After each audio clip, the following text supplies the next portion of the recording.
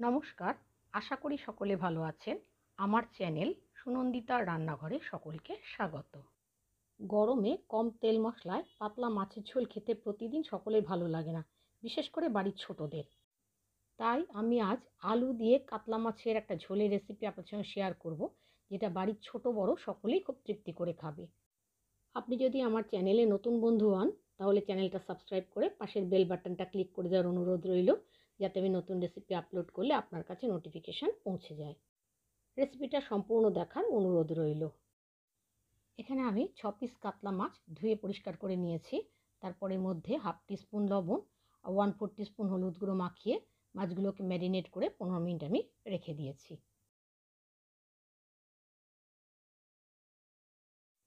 রান্নাটা করার জন্য গ্যাসে একটা কড়াই বসিয়ে 4 টেবিল চামচ সর্ষের তেল নিয়েছি। তেলটা ভালো করে গরম হলে কড়াইতে আমি অল্প নুন দিয়ে দিলাম, কারণ নুন দিয়ে মাছ ভাজলে মাছগুলো কড়াইয়ের গায়ে লেগে যায় না। প্রথমে আমি 3 পিস মাছ ভেজে নিচ্ছি, তারপর বাকি 3 পিস আবার ভেজে নেব। মাছগুলোর এক পিঠ ভাজা হয়ে গেলে উল্টে দিলাম, দিয়ে আরেক পিঠও আমি ভেজে নিচ্ছি। তো মাছগুলো খুব বেশি কড়া করে ভাজবো না, একটু হালকা করেই আমি ভেজে নেব। প্রথমে যে মাছগুলো দিয়েছিলাম সেগুলো ভাজা হয়ে গেছে, আমি কড়াই থেকে তুলে নিলাম। একইভাবে বাকি মাছগুলো আমি ভেজে নিয়েছি। সব মাছ একইভাবে ভেজে আমি তুলে নিলাম। মাছগুলো ভেজে তুলে নেওয়ার পর কড়াইতে যে তেল ছিল তার মধ্যে একটা আলুকে আমি লম্বা টুকরো করে কেটে নিয়েছি, সে আলুর টুকরোগুলো দিলাম। সামান্য হলুদ গুঁড়ো দিয়ে আলুর টুকরোগুলোকে আমি ভেজে নিয়েছি। যেহেতু মাছ ভাজার আগে কড়াইতে লবণ দিয়েছিলাম, সেই জন্য আলু ভাজতে আমি আর লবণ দিলাম না। আলুর টুকরোগুলো ভাজা হয়ে গেছে, এবার আমি কড়াই থেকে তুলে নিলাম। তারপর কড়াইয়ের তেলে ফোড়ন দিলাম 1/2 চা চামচ গোটা জিরে।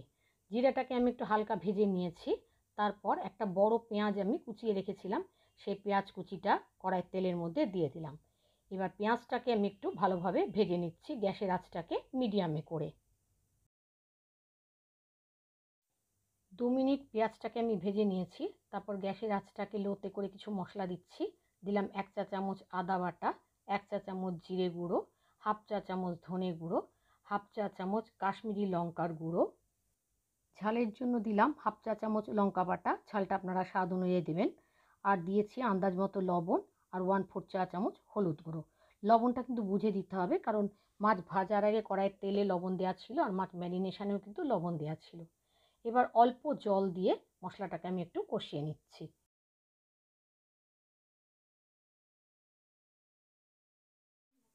মশলাটাকে একটু ভালোভাবে কষিয়ে নিয়ে একটা টমেটো আমি বেটে রেখেছি, সেই টমেটো বাটাটাও দিয়ে দিলাম। টমেটো বাটা দেওয়ার পর মশলাটাকে ভালোভাবে কষিয়ে নিতে হবে যতক্ষণ না তেল ছেড়ে আসে। মশলাটা কষিয়ে নেওয়া হয়ে গেলে ভেজে রাখা আলুর টুকরোগুলো কড়াইতে দিয়ে দিলাম। এবার এই আলুর টুকরোগুলোর সাথে মশলাটাকে আমি আবার কষিয়ে নিচ্ছি। তারপর আন্দাজ মতো জল দিয়ে দিলাম। এটা যেহেতু ঝোল হবে, সেজন্য জলের পরিমাণটা আমি একটু বেশি দিয়েছি।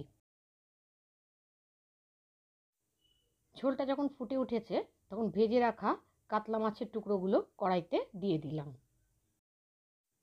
মাছগুলো দেওয়ার পর ঝোলটা যখন ফুটে উঠলো, তখন আমি কড়াইটাকে ঢাকা দিয়ে গ্যাসের আঁচটাকে মিডিয়ামে করে দিয়েছি। 5 মিনিট আমি ঢাকা দিয়ে রান্না করে নিয়েছি। 5 মিনিট বাদে ঢাকনা খুলে আমি দেখে নিচ্ছি আলুগুলো সেদ্ধ হয়েছে কিনা। আলু সেদ্ধ হয়ে গেছে। সব শেষে দিয়ে দিলাম 1 চা চামচ গরম মশলার গুঁড়ো। আপনারা ধনেপাতা থাকলে ধনেপাতা কুচিও দিতে পারেন। গরম মশলার গুঁড়োটা ভালোভাবে মিশিয়ে নিলাম। তারপর আমি গ্যাসের আঁচটা বন্ধ করে কড়াইটা ঢাকা দিয়ে 5 মিনিট রেখে দিচ্ছি। 5 মিনিট বাদে আমি পরিবেশন করে দেব। 5 মিনিট বাদে আমি দেখিয়ে দিচ্ছি, দেখুন আমার মাছের ঝোলটা এরকম হয়েছে। গরম ভাতের সাথে খেতে কিন্তু এটা অসাধারণ লাগে। আমি এটা কাতলা মাছ দিয়ে করেছি, এটা রুই মাছ দিয়েও করা যাবে। আলু দিয়ে এই গরমকালে কাতলা মাছের ঝোলের এই রেসিপি আপনাদের কেমন লেগেছে জানাবেন। যদি ভালো লেগে থাকে তাহলে আপনারাও একবার রান্না করে দেখতে পারেন, আশা করি আপনাদের ভালো লাগবে। আমার আজকের এই রেসিপি যদি আপনাদের ভালো লেগে থাকে, তাহলে লাইক, শেয়ার, কমেন্ট করার অনুরোধ রইল। যদি আপনারা ফেসবুক থেকে দেখেন তাহলে আমার পেজটা ফলো করা, আর যদি ইউটিউব থেকে দেখেন তাহলে আমার চ্যানেলটা সাবস্ক্রাইব করার অনুরোধ রইল। আজ তাহলে এখানে শেষ করছি, আবার আসবো নতুন রেসিপি নিয়ে। ততক্ষণের জন্য সকলে ভালো থাকবেন, সুস্থ থাকবেন। ধন্যবাদ।